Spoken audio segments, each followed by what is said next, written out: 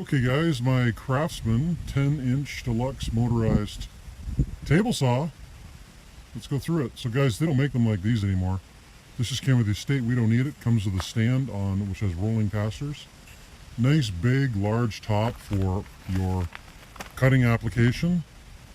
And it's a great saw. So, and even has the manual, which, you know, for all intents and purposes, I mean, everybody knows how to use a table saw, but it's a nice thing to have. I'm going to set this aside.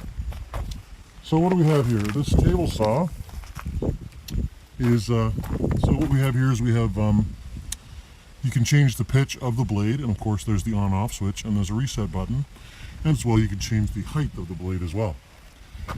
Nice dust shield there, and your gate, and of course the protractor.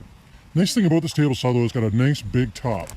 If you compare this against, like, I don't know, a Canadian Tire job, it'll just be smaller.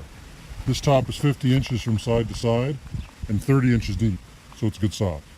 But the best part of the saw is how it runs. It is butter smooth. Let me show you. So you can hear that. That's like a commercial sounding blade. You know, it's got excellent bearing noise, or no bearing noise, but excellent run. And I'm just going to take a quick second and we're going to cut the cord.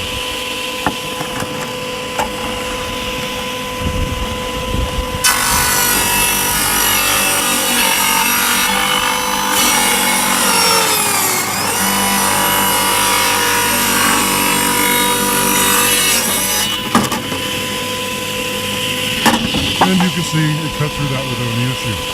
Now I want you to pay special notice to what happens when we shut it off. Now you hear how long it is running down. A lot of modern table saws don't do that because the bearings in them are inferior. These older saws don't have a much, like, look how long that blade is running. It is absolutely ridiculous. Which is basically dealing with there's very little friction on that blade.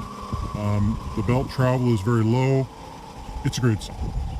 So what can I say? I'm going to take some photos. They're going to be higher quality in this video, but I mean, let's face it, guys, there are lots of saws out there. You can go and get yourself a Canadian Tire one. There's lots of those.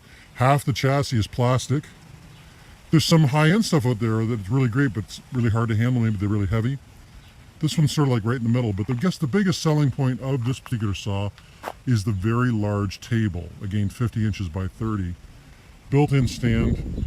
I mean, there was a time that Sears was the gold standard in tools, and this tool represents that period. What can I say?